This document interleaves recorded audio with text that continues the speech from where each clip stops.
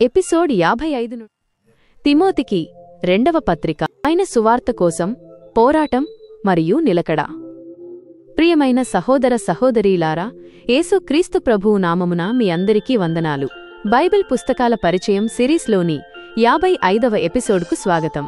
గత ఎపిసోడ్లో తిమోతికి మొదటి పత్రిక నుండి సంఘం యొక్క నాయకత్వం మరియు మంచి పోరాటం ఎలా పోరాడాలో తెలుసుకున్నాం.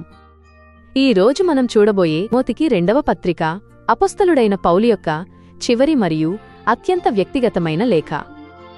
ఈ పత్రికలో పౌలు మరణానికి దగ్గరగా ఉన్నాడు మరియు తిమోతిని విశ్వాసంలో నిలకడగా ఉండమని ప్రోత్సహిస్తాడు. తిమోతికి రెండవ పత్రిక అనేది పౌలు తన ఆత్మీయ కుమారుడైన తిమోతికి రోములో రెండవసారి జైలులో ఉన్నప్పుడు వ్రాసిన లేఖ.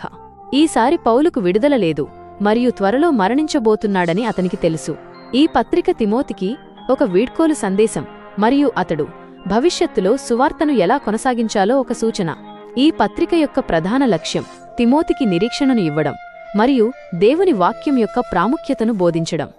రచయిత మరియు వ్రాయబడిన కాలం. ఈ పత్రిక రచయిత అపొస్తలుడైన పౌలు. ఈ పత్రిక క్రీస్తు శకం 66 నుండి 67 మధ్య కాలంలో పౌలు చనిపోవడానికి కొద్ది కాలం ముందు వ్రాశాడు. పుస్తక ఉద్దేశ్యం నిలకడ. తిమోతిని తన పరిచర్యలో ధైర్యంగా మరియు నిలకడగా ఉండమని ప్రోత్సహించడం. సువార్తను ప్రకటించడం. కష్టాలు ఉన్నప్పటికీ సువార్తను ప్రకటించడం యొక్క ప్రాముఖ్యతను బోధించడం. దేవుని వాక్యం. దేవుని వాక్యం యొక్క అధికారికత మరియు పరిపూర్ణత గురించి బోధించడం. వీడ్కోలు. పౌలు తన చివరి మాటలను మరియు వీడ్కోలు సందేశాన్ని ఇవ్వడం. తిమోతికి రెండవ పత్రిక అధ్యాయాల వారీగా లోతైన వివరణ. ఈ పుస్తకంలో 4 అధ్యాయాలు ఉన్నాయి. ప్రతి అధ్యాయం ఒక ఆత్మీయ పోరాటం యొక్క అంశాన్ని వివరిస్తుంది. భాగం 1 ధైర్యం మరియు నిలకడ. అధ్యాయం 1. అధ్యాయం 1 పౌలు తిమోతిని భయపడే ఆత్మను విడిచిపెట్టి శక్తి, ప్రేమ మరియు క్రమశిక్షణ యొక్క ఆత్మను కలిగి ఉండమని ప్రోత్సహిస్తాడు. సువార్తకు సిగ్గుపడకూడదని చెబుతాడు. పౌలు తన పరిచర్యను గురించి సాక్ష్యమిస్తాడు. భాగం 2 మంచి సైనికుడిగా ఉండటం. అధ్యాయం 2. అధ్యాయం 2 పౌలు తిమోతిని 3 ఉదాహరణలతో పోల్చుతాడు: మంచి సైనికుడు, క్రీడాకారుడు మరియు రైతు. తిమోతి యేసుక్రీస్తు ప్రభువు కోసం కష్టాలను భరించాలని చెబుతాడు. దేవుని వాక్యాన్ని సరిగ్గా బోధించాలని చెబుతాడు. భాగం 3 చివరి రోజులు మరియు దేవుని వాక్యం. అధ్యాయం 3. అధ్యాయం 3 పౌలు చివరి రోజులలోని కష్టాలను గురించి వివరిస్తాడు.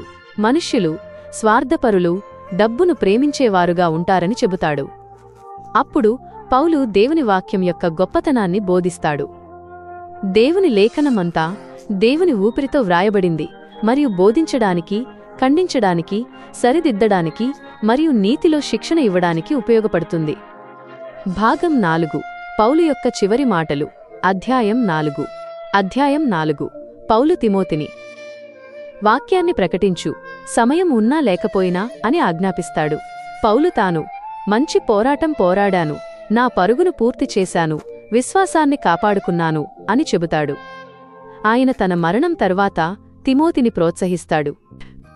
మన జీవితానికి అన్వయం. హృదయాన్ని తాకే పాఠాలు. ప్రియమైన వారలారా, తిమోతికి రెండవ పత్రిక నుండి మనం నేర్చుకోవాల్సిన పాఠాలు చాలా ఉన్నాయి. 1 సువార్త కోసం పోరాటం. మనం క్రీస్తు కోసం నిలకడగా పోరాడాలి. 2 ధైర్యం. మనం భయపడకూడదు, కానీ శక్తి, ప్రేమ మరియు క్రమశిక్షణ కలిగి ఉండాలి. 3 దేవుని వాక్యం యొక్క ప్రాముఖ్యత. బైబిల్ను నమ్మడం మరియు దాన్ని సరిగ్గా బోధించడం. 4 నిజమైన శిష్యులు. మనం నేర్చుకున్న వాటిని ఇతరులకు బోధించాలి. 5 మరణానికి భయపడకూడదు, క్రీస్తులో చనిపోవడం అనేది ఒక ప్రతిఫలం. 6 సహనం. మనం కష్టాలను క్రీస్తు యొక్క మంచి సైనికుడిగా సహించాలి. 7 చివరి రోజులు. చివరి రోజులలో కష్టాలు ఉన్నప్పటికీ మనం విశ్వాసంలో నిలకడగా ఉండాలి. 8 పవిత్రత.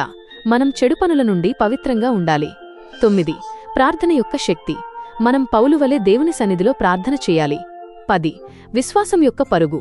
మనం ఈ లోకంలో మన పరిచర్య యొక్క పరుగును పూర్తి చేయాలి. ఈ రోజు మనం తిమోతికి రెండవ పత్రిక నుండి సువార్త కోసం పోరాటం మరియు కష్టాలలో ఎలా నిలకడగా ఉండాలో తెలుసుకున్నాం. తదుపరి ఎపిసోడ్లో మనం బైబిల్లోని 56వ పుస్తకం తీతుకు పత్రిక ది ఎపిసిల్ టు టైటస్ గురించి తెలుసుకుందాం. ఈ పుస్తకం సంఘంలో మంచి క్రమాన్ని ఎలా స్థాపించాలో వివరిస్తుంది. మరిన్ని ఆధ్యాత్మిక కంటెంట్ కోసం మా దైవ సన్నిధి యూట్యూబ్ ఛానల్ని తప్పకుండా సబ్స్క్రైబ్ చేసుకోండి. ఈ ఎపిసోడ్ మీకు నచ్చినట్లయితే లైక్ చేసి 10 మందికి షేర్ చేయండి. తదుపరి ఎపిసోడ్ కోసం వేచి ఉండండి. దేవుడు మిమ్మల్ని దీవించి ఆశీర్వదించునుగాక. ఆమేన్.